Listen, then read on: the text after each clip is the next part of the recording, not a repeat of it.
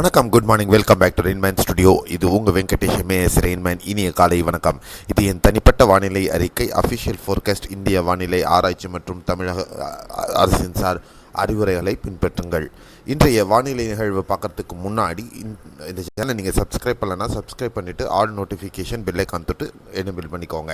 So இன்றைய வானிலை அனுமானம் 26 மார்ச் 2025 உங்களுக்காக. இன்றைய வானிலை பொறுத்தவரையிலும் மத்திய வங்கக்கடல் பகுதிகளுக்கு மேலாக நிலவக்கூடிய அந்த உயரழுத்தம் காரணமாக வீசப்படக்கூடிய வறண்ட காற்று தமிழகத்தின் பெரும்பாலான பகுதிகளில் வீச தொடங்கியிருக்கிறது. இதன் காரணமாக தமிழகத்தில் வெப்பச்சலன மழையினுடைய தாக்கம் சற்றே குறைந்திருக்குன்னு சொல்லலாம்.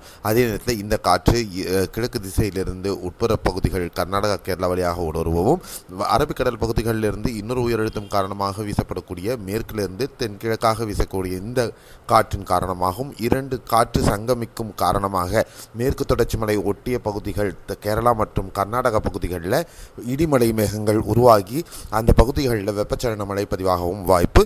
தமிழகத்திலையும் சில பகுதிகளில் வெப்பச்சலன மழைக்கான வாய்ப்புகள் இருக்கிறது. எங்கெங்கே அப்படிங்கிறத பார்க்கலாம். அடுத்த 24 மணி நேரத்திற்கு தமிழகத்தை பொறுத்தவரையிலும் ராமநாதபுரம், தூத்துக்குடி, திருநெல்வேலி, கன்னியாகுமரி, தேனி, கோவை மாவட்டங்கள் சில பகுதிகளில் மேகமூட்டத்துடன் சில பகுதிகளில் லேசான அல்லது மிதமான மழை மாலை இரவு நேரங்களில் இருப்பதற்கு வாய்ப்புகள் இருக்கும். தமிழகத்தில் வால்பாறை மற்றும் நீலகிரி மாவட்டத்தில் இன்று மிதமானது முதல் கனமழைக்கான வாய்ப்புகள் இருக்கலாம்.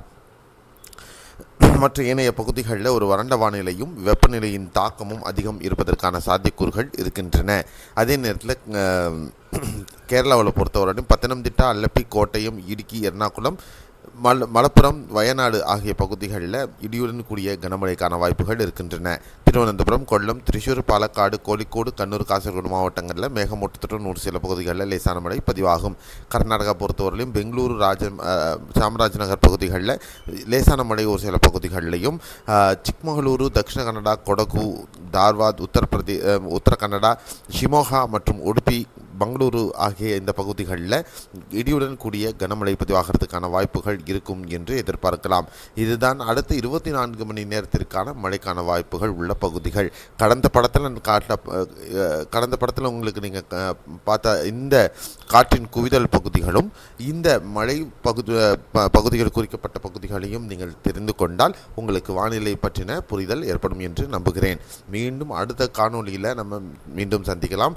அதுக்கு முன்னாடி அடுத்த சுற்று வெப்பச்சலன மழை அடுத்த 2 அல்லது 3 நாட்களுக்கு பிறகாக 29, 30 முதல் தமிழகத்தில் படிப்படியாக வெப்பச்சலன மழையினுடைய தாக்கம் துவங்க இருக்கிறது. மேலும் இந்த மழை ஏப்ரல் 7 அல்லது 10 வரையிலும் நீடிப்பதற்கான சாத்தியக்கூறுகளும் இருக்கும். இதற்கிடையில் வெப்பநிலையின் தாக்கம் அதிகம், அதாவது 2 முதல் 3 டிகிரி வரை உயர்ந்து வட தமிழகம் மற்றும் உட்புற பகுதிகள், குறிப்பாக தமிழக கடலோர பகுதிகள், பெரும்பாலான பகுதிகள், டெல்டா, வட தமிழகத்தின் பெரும்பாலான பகுதிகளில் இயல்பை விட 2 அல்லது 3 டிகிரிகள் உயர்ந்து காணப்படுவதற்கான வாய்ப்புகளும் இருக்கும், சென்னை உட்பட அப்படின்னு எதிர்பார்க்கலாம். மீண்டும் அடுத்த காணொலி நாளைக்கு சந்திக்கலாம். அதுவரை உங்களிடமிருந்து விடைபெறுகிறேன். நன்றி, வணக்கம், bye bye, see you, have a nice day.